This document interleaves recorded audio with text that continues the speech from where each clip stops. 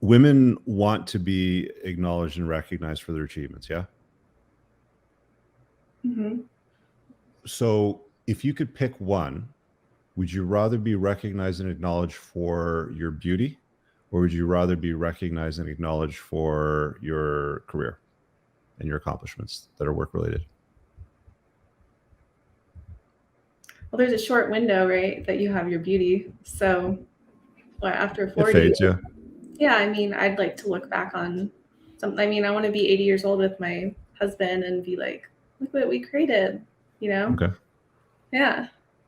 Okay, so more so your accomplishments than your beauty. So talking today rather than when you're 80. So speaking today, where we sit right now, would you be more interested in him acknowledging you for your beauty or having him acknowledge you for your accomplishments?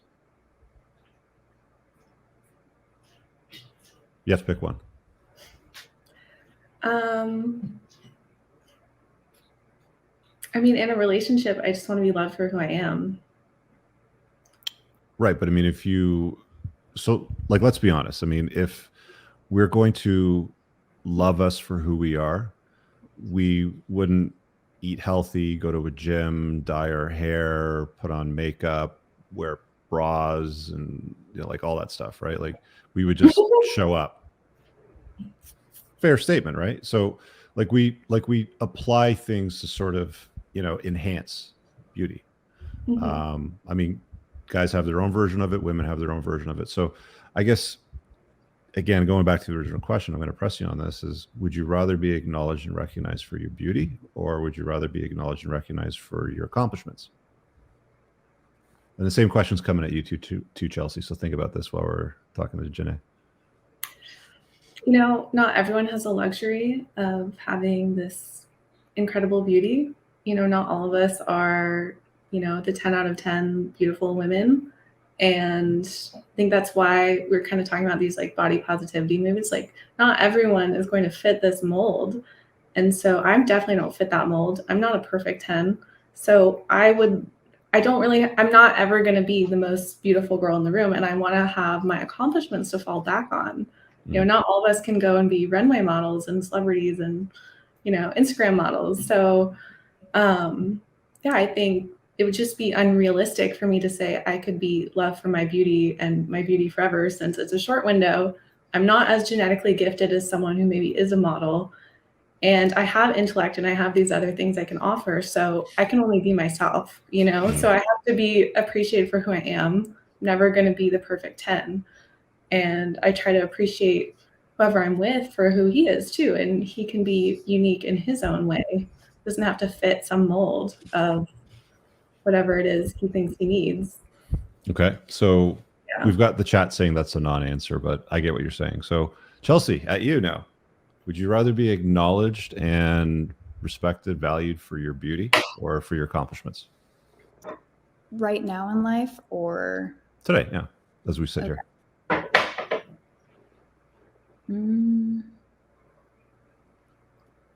That's a hard one. I don't feel like I have many accomplishments right now as is. So it's hard to picture that. With that being said, like the easy, simple answer, just because I don't have those accomplishments right now, it would be the beauty.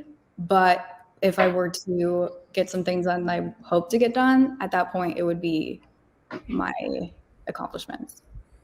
So let me try a different angle really quickly, because I want to make sure. So would you ladies agree that maintaining a level of attractiveness is relatively easy? Eating healthy, working out, putting on some makeup, not eating like shit, going to the gym every day, and just giving a shit about what you look like, basically. Would you say that's relatively easy, or would you find that it's relatively difficult? It's easy.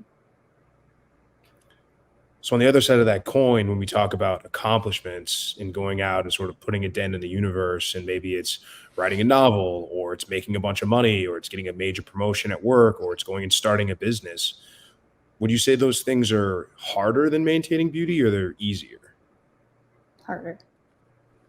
It's harder. So if you had your choice of the two, why not default to what's easier, especially knowing that men are beauty seekers and youth seekers and attractiveness seekers, and they're generally not as likely, they don't have a natural proclivity towards your accomplishments or your wallets or your mahogany framed diplomas.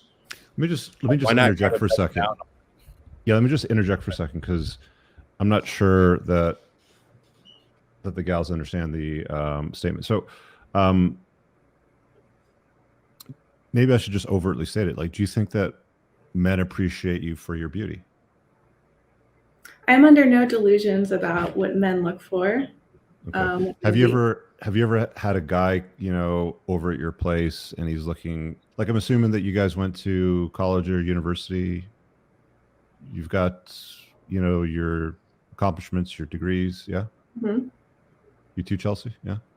Yeah. Like, have you ever had a guy like come over, you got all dressed up, you put on your makeup, you got your hair, your legs, your, like, everything's looking fine, and he comes over and he ignores you and he looks at your degree on the wall and says, that's a nice degree. I like that. That's I'm that's under hot. absolutely no delusion what men are interested in. And it's youth, beauty, fertility, femininity, agreeableness, maybe having a good personality, sex.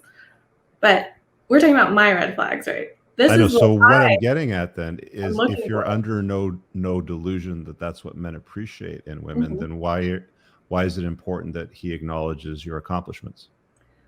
Because that's what I'm looking for in a partner. I want someone who goes beyond, that kind of caveman mentality and can see me for my intellect and my abilities. And I'm just, that's what I'm looking for, Okay. Got it. It starts to generate a list of disqualifiers, though, right? Like, he's got to be over 6 foot because you're tall. So he's got to be tall, good looking, highly masculine. Do you know what percentage of the North American population is actually over 6 foot tall? Take a guess. 2%? No, it's more than that. 2 to 3% is over 6'3". But I mean, like, we're talking, like, if we're talking 6 foot, it's in the teens, right? Like, there's not a lot of guys that are over 6 foot tall in North America. And like, let's be honest, like, if you're 5'10", I've dated 5'10", and I'm 6'2", and in heels, you're the same height as me. So it's like 6 foot probably isn't tall enough. Like, you need to be able to look at least at the guy or slightly higher at him when you're in heels too, like when you go out, right? Yeah. All my exes have been 6'2". Yeah. So that's a very, very small part of the population. So you're talking less than 5% of the population now, and they have to be successful, and they have to be highly masculine, and they have to be shared in interest and be interested in a little bit of witty banter with literature, and support you and have family values and be really good looking and confident and not needy, not a jerk, and have to want to praise you for the, like, the list starts to get long, and I'm just wondering if the disqualifiers are going to be problematic for you over the long term. Like, what do you think about that? Like, if you got all this stuff and he's like, you know what, babe, just write your book. Like, what do you need from me? You need a couple books to get it published. Like, you need an editor. Like, what can I do to help you out here? So I think we were just discussing what my red flags were, and I'm under no delusions about what men look for, and I know why men have chosen to date and commit to me. Yeah. But I'm just explaining what I'm looking for and why some of my relationships haven't worked out, because I think there are things that are missing, and maybe I'm looking for something that doesn't exist. But that feeling of I think that's it. Yeah. Like, once you start going to all the requirements and then you start adding the disqualifiers, you're limiting yourself to a very, very, very small part of the male population. And that's going to be problematic. Like, do you see the problem therein? Yeah, I mean, I totally see it. And maybe what I'm asking for is too much. It's possible. Do you have any other standards that you found were difficult for guys to meet, that you've had to disqualify them? What's that? It's the ability to think selflessly about what I may want, even if it's not what you want as a man, and kind of understanding me as a woman and me as a unique person, what I desire in a relationship. And a lot of men can't think past themselves, whereas I'm more than willing to think past myself and to contribute to them and to be whatever they need. And I kind of want that back. So you've just described solipsism, but you've called men solipsistic. Like their own reality is their only reality. Yeah, like you can't see past your own nose, right? And I think one of the things that men find frustrating when they're dealing with women is they find women generally across the board are fairly solipsistic, right? Like they just, you know, when I sit, like one of the things that I say that just blows up on the internet is women don't care about your struggles. They hang out of the finish line and they pick the winner.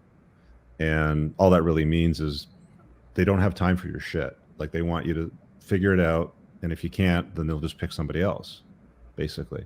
So because we have so many options. Like we have more options than you can imagine. And so if I have 10 people hitting me up a day, like right. But I mean, are you interested in all 10 of those options? No. What percentage of those options that are 1%? at you? 1%. Sorry, did you say 1%? Mm-hmm. So only 1% of the guys that are hitting on you or express interest in you, you reciprocate with the same level of interest, the same level of genuine desire. Is that what you're saying? Let's say I meet someone, maybe one of them I'm interested in, then we have to see where it goes. Like we'd have to go on dates, we'd have to communicate, we'd have to talk on phone. Oh yeah, there's a long litany of stuff that has to happen. You got to check out his family. You got to he's got to check out your family. They got to see if they get along. Do you guys have reasonable? What happens when when there's chaos in your lives? Luggage gets lost when you travel to go visit for Thanksgiving. There's lots of tests along the way that happen, right? Mm-hmm. Absolutely, yeah. But do you think at all like there's any disqualifiers there that are existing that are potentially making it difficult for you to find a husband so that you can have a family and those children? Yeah, I think it's exactly what I told you. I want someone who cares about my passion. Yeah. Which might be too much to ask. I really hope you guys enjoyed that clip. If you want to watch the full-length podcast, you can find that over here, that clip's from. If you're newer to the channel, make sure you hit subscribe over here and pin down below in the top comment. You'll find a bunch of useful links to my website, my supplement line, books, and a bunch of other stuff. Have an amazing day. Peace out.